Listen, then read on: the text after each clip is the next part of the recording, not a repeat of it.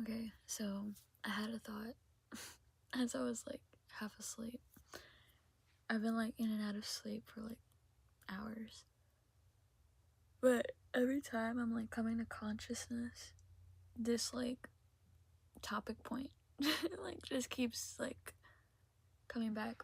So, anyways, what I was thinking about is like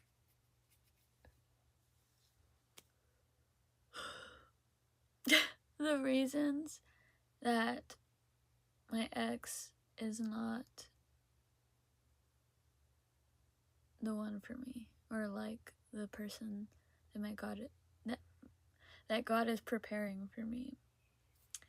And there was this one specific reason and this one specific memory that came back to my mind yesterday, and it just made everything like click in my head on why didn't it work out? Why did God keep us in separation? Why is he not the one? And the memory that came back to mind was we were smoking. Also, I slept in my closet. It's like really comfy. I like have pillows and blankets and stuffed animals, and my studio's in here. I spent a lot of time in here. Yeah, and I've just been sleeping in here for whatever reason. It just feels really comfortable, like more comfortable than my bed. Okay, off topic. So me and my ex, we were like smoking next to this Rasaka. What would be the English term for it? Rasaka. It's like not a river, but it's a river. I'm very curious, actually. It's like not important at all, but I really, really, really want to know what the English term for Rasaka is. If I can find my freaking phone. Oh, here it is. I'm sitting on it. Okay. So, me and him were sitting next to the Rasaka. It's a body of water, and we were smoking. And I was talking about my mushroom trips that I was having, and how I think I experienced my first ego death. But I actually hadn't. It wasn't a real ego death. Or maybe it was just a little one. And, hold on 1 second. Rasaka English translation. You could hear my dad. I hope you could hear my dad. It's funny.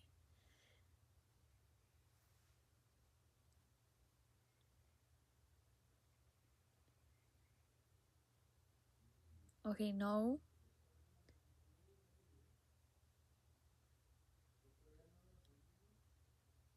Okay. Resaca most commonly translates to hangover in English, referring to the physical discomfort after drinking too much, but it also means undertow, backwash, or the debris left by receding waves, and in South Texas, it specifically refers to a type of oxbow lake or dry river channel. What the fuck? I didn't know that was just a South Texas thing. What? So, wait. That's so interesting.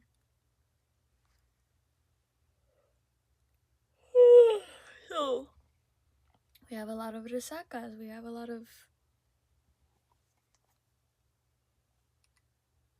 I already forgot what it was.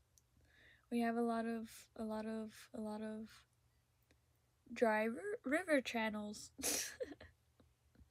Or oxbow lakes. It's so weird to like to think of them that way, because that's, I don't know, I guess I just never really thought about them. Okay, anyway, so I was telling him about my ego deaths, and then I asked him if he's ever had one, and he got super defensive. He's like, oh no. exactly like that. I was like, oh, okay, like you don't, or what did I say after that? I think I said, you don't want one? Or like, and he was like, no, I think I love my ego too much, or something like that. And that should have been, like, red flag. Oh my god, I could. That should have been red flag number 1. Especially because of the enlightenment that I was going through. And, he just was not on that same journey. And that's like a big, or that should have been a big deal breaker. That should have been a big deal breaker, but it wasn't at the time. Now it is. Because I need my future husband to be enlightened, or to at least strive for enlightenment and be on that journey with me. Otherwise, I'm still gonna feel very fucking alone. You know, so like, duh, that's why this person wasn't for me. Hello? That's why God kept him away. We hung out one time after like 4 years of not seeing each other. Because we broke up, or I broke up with him in 2019. I broke up with him in 2019. And then I was like, in 4 years, we'll come back into each other's lives and see where things go. Of course, me, 4 years later, reaches out. He has a girlfriend. Okay, that's cool. And then he breaks up with that girlfriend. I reach out. I asked to hang out. And he was like, yeah. Then we hung out.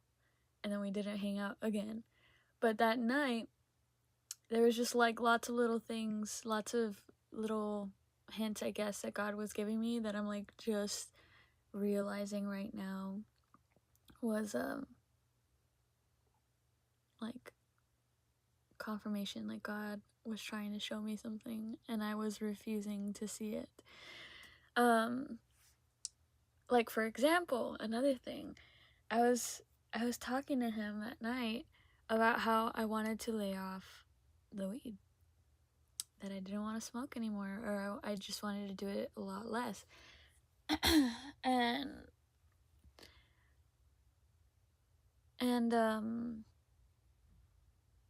oh, and then I already like didn't like to drink, and so he was like, oh, I'm gonna be a bad influence then.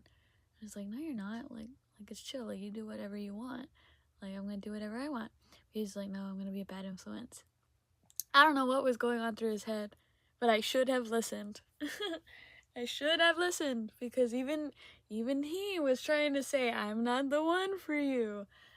Like, I don't deserve you, or like, I'm not good for you. But I wasn't listening. And yeah, I held on to this like one moment where I show him a song that like I knew would really resonate with our story. And I was like, have you heard this song? And I turned to him and he gave me like such a like heavy look, like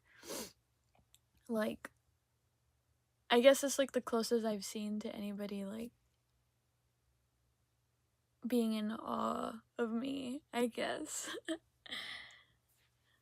I think he does love me. I think a part of him does love me. And I think that's exactly why he stays away. And I need to listen to that. I need to allow that. I need to accept that. He's choosing that. And that's that. Like, I just had that realization yesterday too, because I was reading this thing on Threads, and it really, really resonated with me. Let me find it. Oh man, I hope I can find it. Can I see my last likes?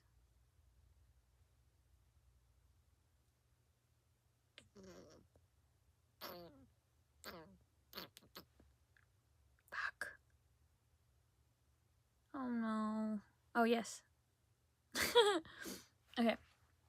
This. She was so on point with this. So I'm gonna be reading.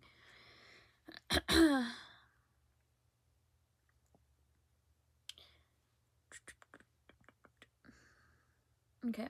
The energy right now is not about union, it's about truth. A major illusion is collapsing in the collective, especially within the twin flame field.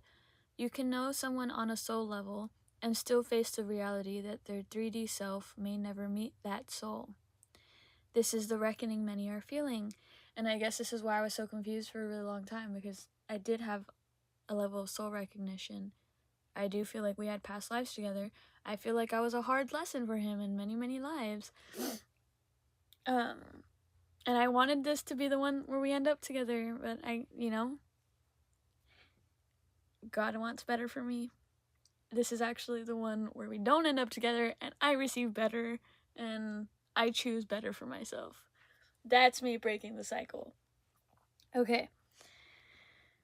For the divine feminine, the feminine is reaching a breaking point, not from weakness, but from clarity. What's surfacing is the accumulated cost of waiting. Grief, sadness, anger, exhaustion, sacrifice, burning, gutting pain. Not because love wasn't real, but because staying loyal to potential has required self-abandonment. The feminine is realizing I cannot be sovereign, free, and fully myself while emotionally tethered to someone who is not choosing me in reality. Which is like, I guess what I've been like going through and working through for the past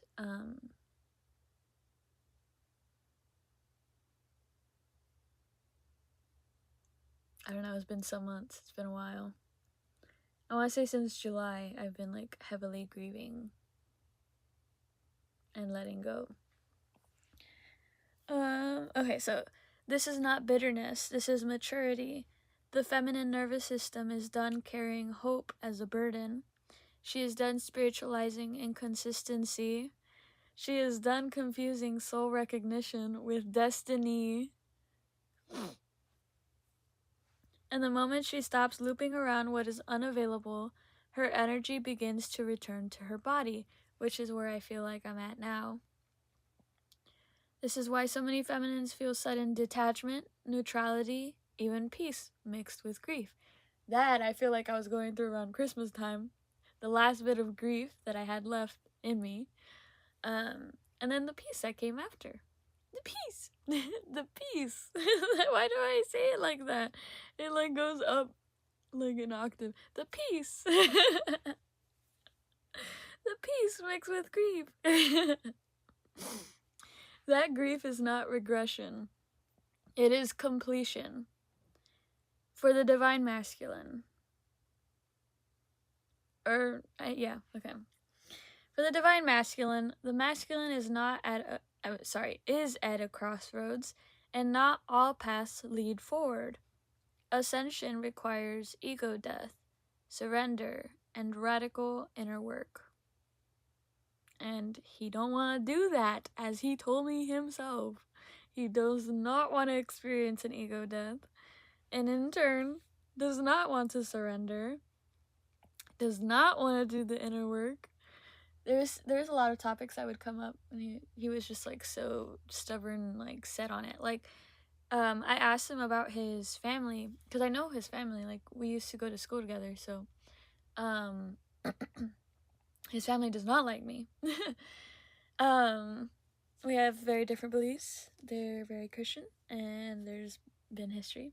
But yeah, his family does not like me. But I asked him about his family, and he told me that he got kicked out because he was doing drugs. And I was like, well, I mean, I think if you just like humble yourself and just kind of like turn the other cheek and give them what they want, at least for now, at least to repair the relationship. And I was like, just apologize, you know? And he's like, nah, too much has happened. Nah. He was so defensive about a lot of things. And yeah, he did not want to change. He didn't want his life to change. He was satisfied with the way things are. That should have been a red flag. There were so many red flags. Okay. Many masculines see this and still do not choose it. Not because they don't feel the connection, but because transformation demands the dismantling of identity, control, avoidance, and conditioning. For some masculines, the soul is awake, but the personality is not willing to die, which I think is the case of my ex. Because I was able to see his soul, and I see that he recognized me. Like, I saw it in his eyes, like, and I know he cares, but he will not. He will not let go of who he has been, of maybe the people he's surrounding himself with, and the lifestyle that he's choosing. I don't know, I guess, like, things outside of his comfort zone feel too scary. I don't know, and I don't need to know anymore. And for many, that means they may not move in this lifetime. This is not punishment. It is not failure. It is simply choice. And that is what I came to accept last night. And I guess why I was, like, thinking about it so hard. Like, as I was, like, in and out of sleep. It's just choice. This is what he chose. You know, like, I think on some level, like, I think God was trying to bring us together. I think God sent me into his life as a blessing and a lesson. But he just was not willing to learn that lesson, and he was not willing to accept the blessing.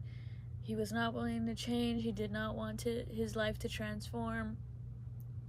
And I had to move on. And I did move on. Again, like, after that hangout, we never saw each other again. He ended up choosing somebody else. I did ask to hang out again, but he ended up choosing somebody else. That ended up crashing and burning in his face. He became single, still chose somebody else. That ended up crashing and burning in his face. I still fucking reach out after that this was this year, and I'm not sure if he chose anybody else, but he definitely chose a different lifestyle, and he definitely does not want to grow with me. That's what I told him I wanted somebody I could grow with, and he is telling me without telling me that he is not that person. He does not want to grow, at least not with me. He is choosing that. He is choosing this path without me. It's not punishment. It's not failure. It is simply choice. And I need to accept that choice that he is making.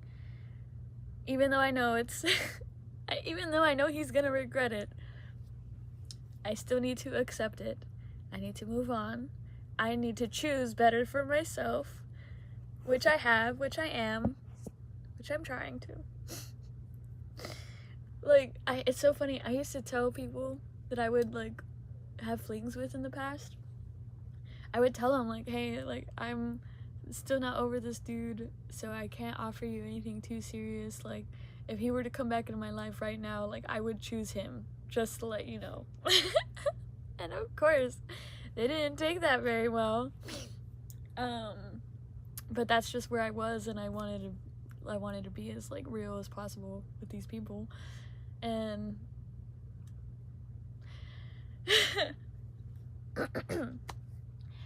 so now it's just so interesting, like, the contrast of, like, me being there, and that was, like, last year. That was, like, 2024, me being there. Oh wait, no, it's already 2026. Damn. But anyways, I'm not that girl anymore, and now it's like, even if he came back into my life, like, right now, even before I have anybody like special, I would still turn him away. I would still tell him, you made your bed, you made your choice, and now I'm making mine. And that's crazy. That's progress. That's awesome. Okay, I'm gonna keep reading, but I just had to give myself a little pat on the back. Okay.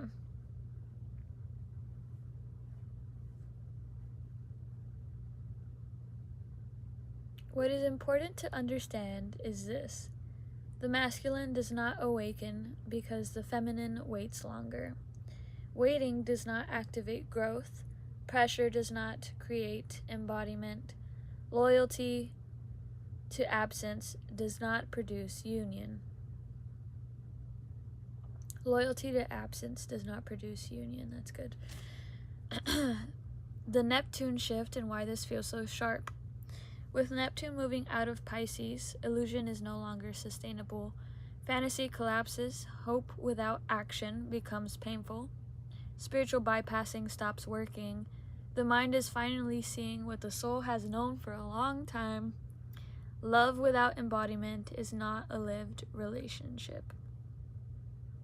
This is why many are realizing there is someone out there, but my mind has been clinging to one face.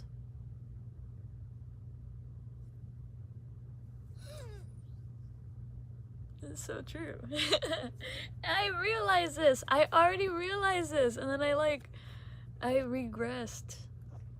I realized this 2024 when I was in Wisconsin for 2 months, and I was with family, and I was like processing a lot, and I was like talking to some other dude who I thought was the one, was not the one, and he just made me realize, like, oh, like, even though I've had all these visions, like, for my future husband and, like, the stuff we're gonna go through and do together, and, like, I've had these dreams. Also, like, my mind, actually, I wrote it down, and I kind of want to find it. I hope it doesn't take too long.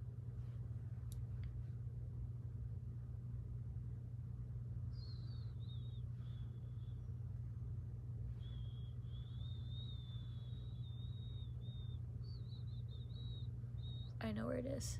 I could find it on the quicks.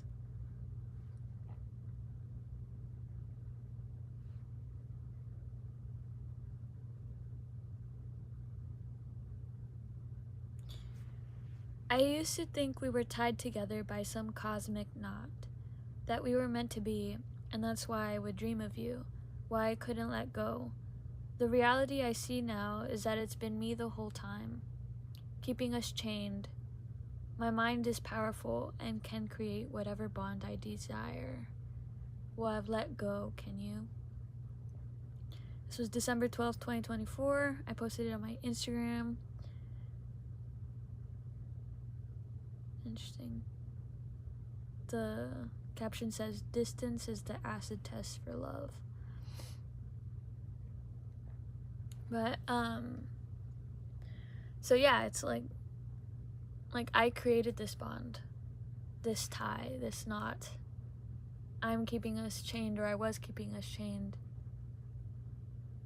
And then now I've like let go of my side.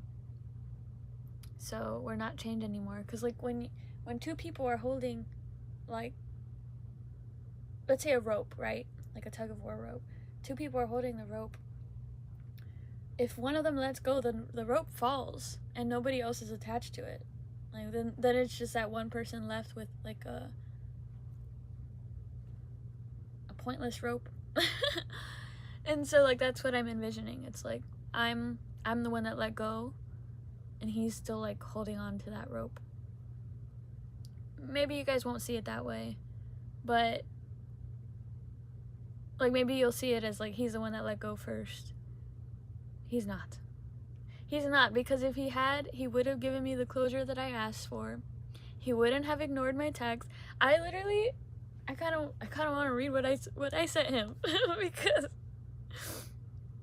he's such a fucking douche for not answering.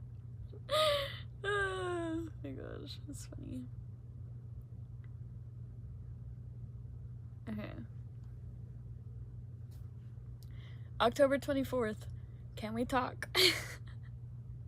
I didn't want my closure. Can we talk? Ignores me. Posts on his Instagram. November 3rd. Look, I'm not really looking for apologies or explanations. I just want to see how you're doing and put the past behind us and maybe get some closure. But I think I've learned to live without it. No expectations. I mean that now. I just want to be able to close this chapter of my life, you know? I'm sure you probably want that too. Especially because the girl that he was fucking, like, they weren't even, like, together yet, but they were fucking. I found out about her because my bassist, the girl that I had reached out to play bass for me, and I met her first before she met him. So anyways, my bassist, I saw that she was following my ex, and I was like, how do you know him? And she's like, oh, he's weird. I was like, why? Like, he was, like, drunk texting her best friend and wanted something serious, but her best friend just wanted to fuck. And I was like, whoa. So I found out that he was...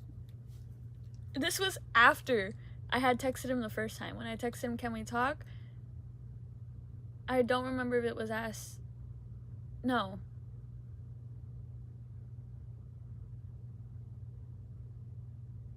No, I didn't text him. I just followed him, and he didn't follow me back. That's true.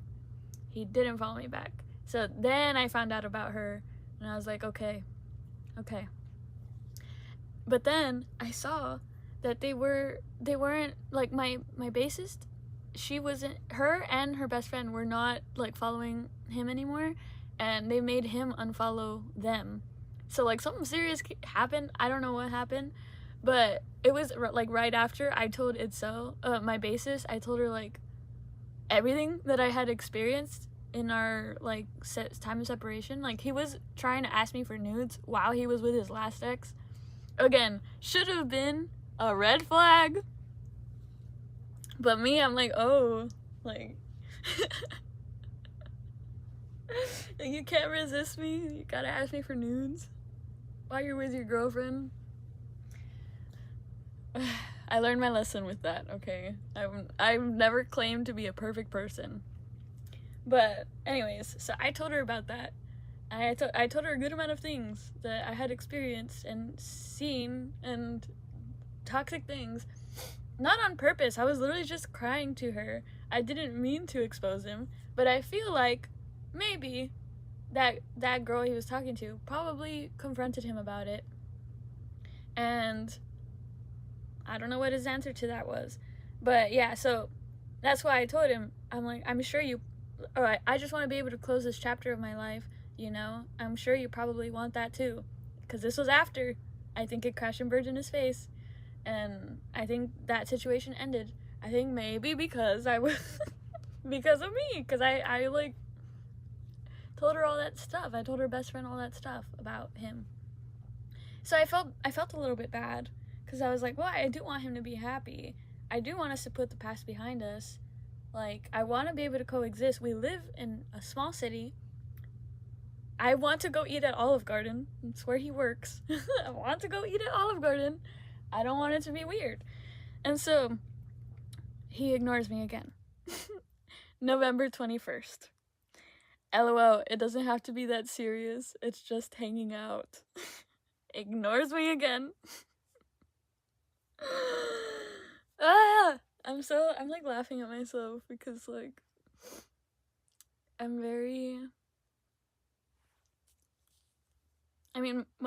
some of y'all might call me naive.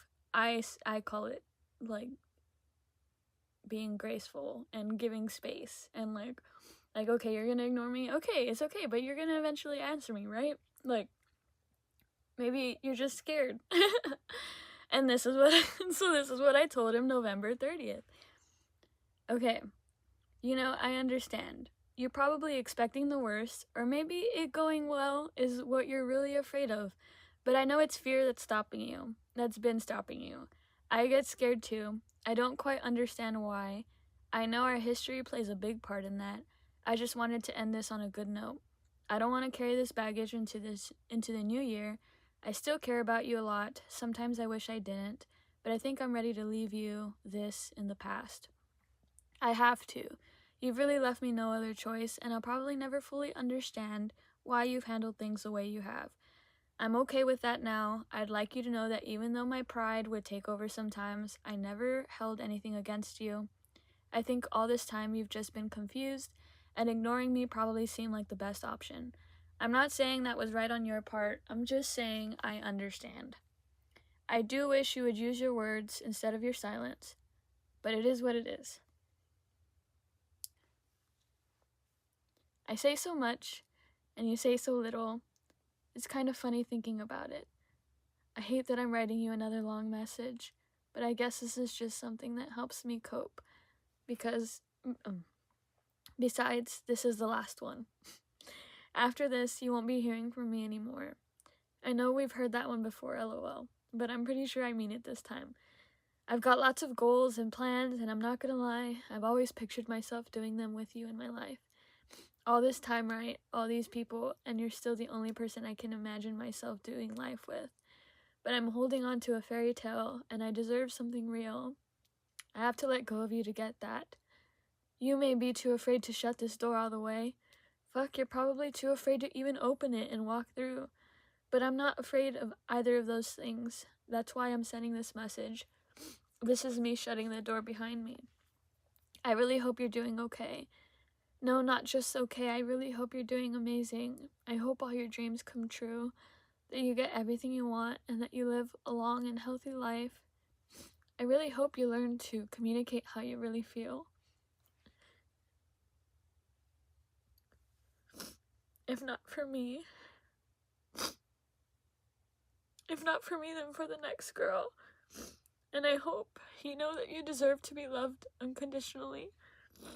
That you are loved unconditionally. You're someone really special. I saw that all those years ago. I saw that the last time we hung out.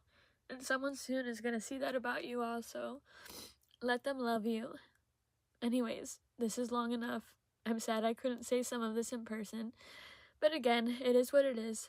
I want to say don't be a stranger, but my first instinct is to ignore you when I see you in public. Well, if you really want to, you can always walk up to me and say hi. I wouldn't ignore that. Okay, I'm done. Oh well. And that it really is the last time I'm gonna text him. I'm really done.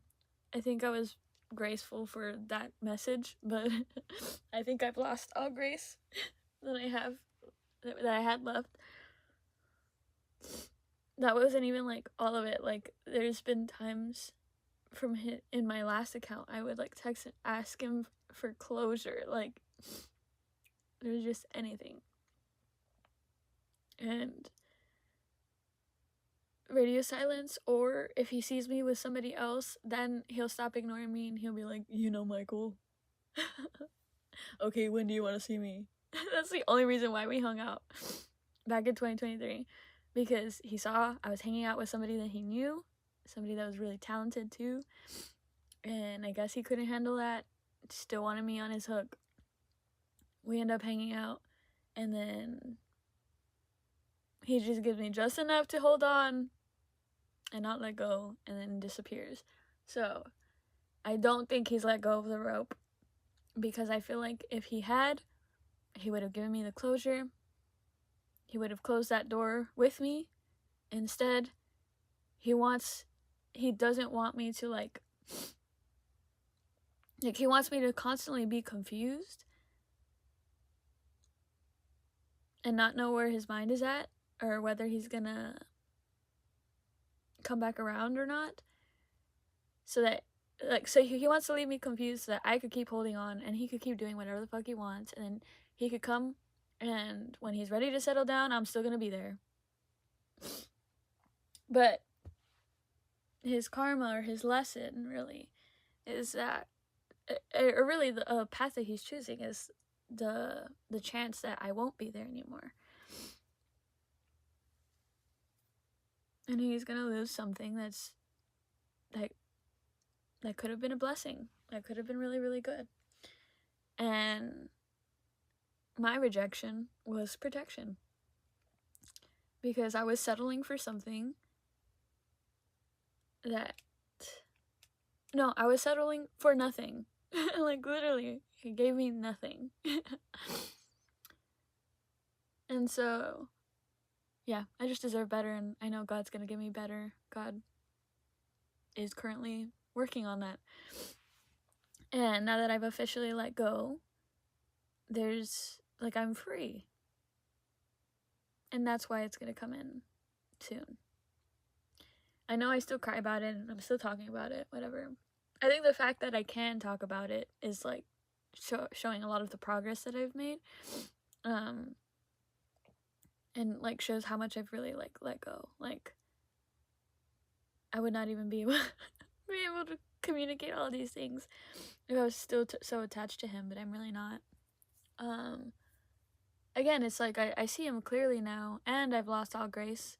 Like, he was cruel. Like, when I needed him, or I just needed closure or something, and he saw I was not doing good, he still chose to ignore me. I just had a thought, like, it just reminded me of my fucking dad. Like, when I was a baby, or not even just as a baby, like, just growing up, I would be crying, and my dad would tell my mom not, like, he wouldn't want to stop for my mom to, like, come to the back and nurture me. Instead, he would just raise the volume from the radio and let me cry myself to sleep.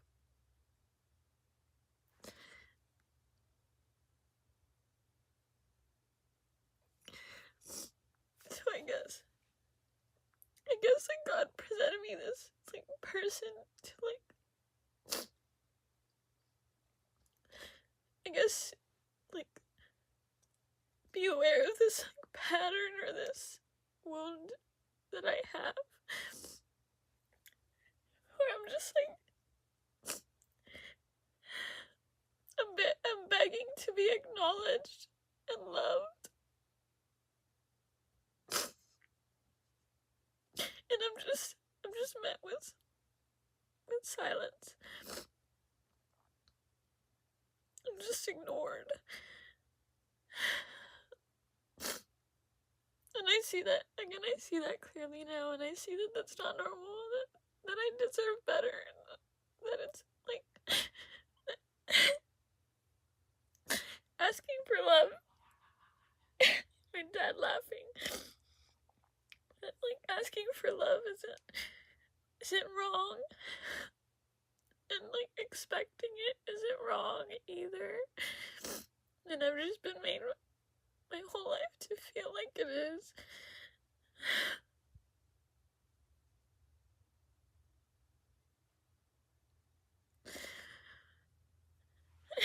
I hope you're able to understand me.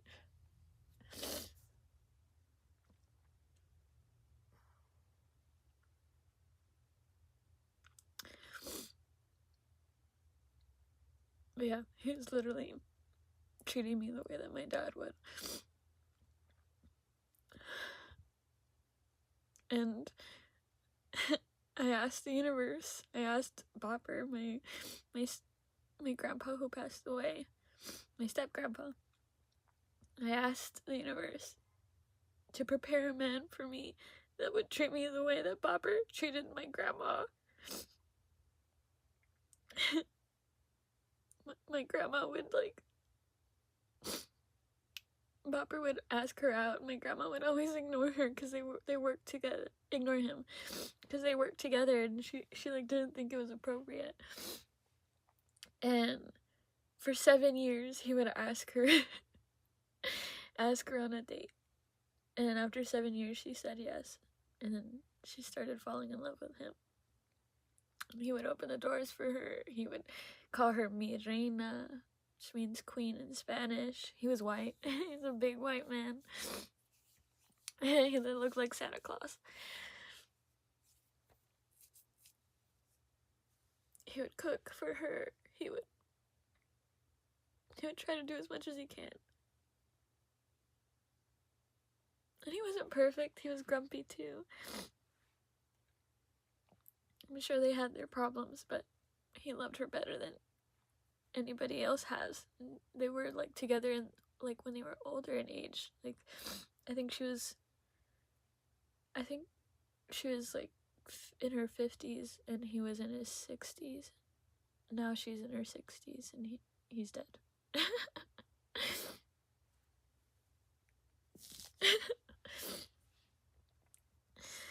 And so yeah, like, that should have been a sign for me. Like, he's not treating me the way that... He's not treating me the way Bopper would treat his woman. So that means he's not the one. Because it's not what I asked for. It's not what I want. And he wasn't willing to be what I want. He wasn't willing to give me what I deserved.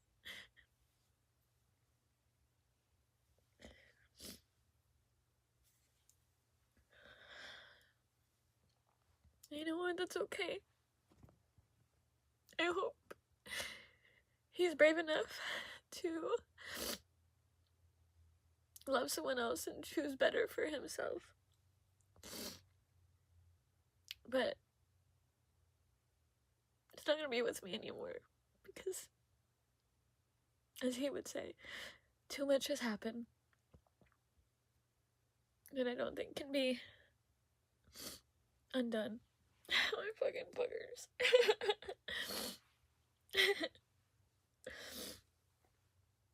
It's funny.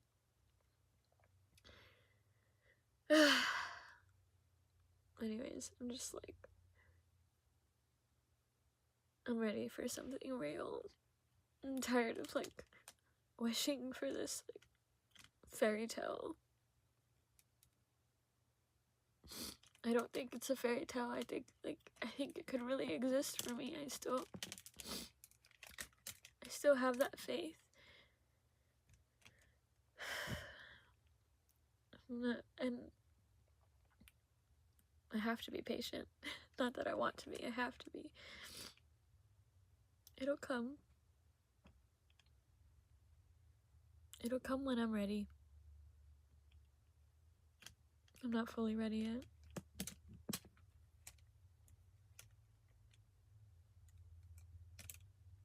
I don't know.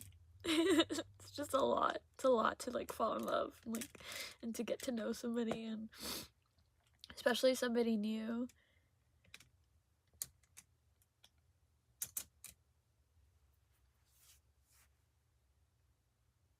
So I'm, like, mentally and emotionally preparing myself. But I know it's gonna be way better than what I've already gotten. So I can't wait.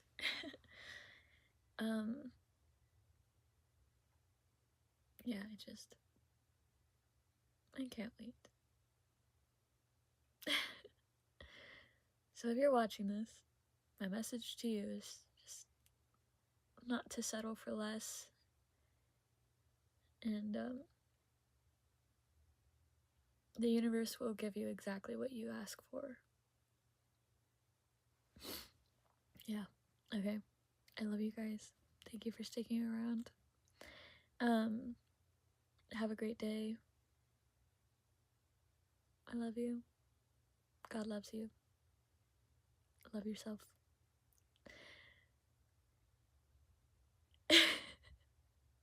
Let yourself have true love.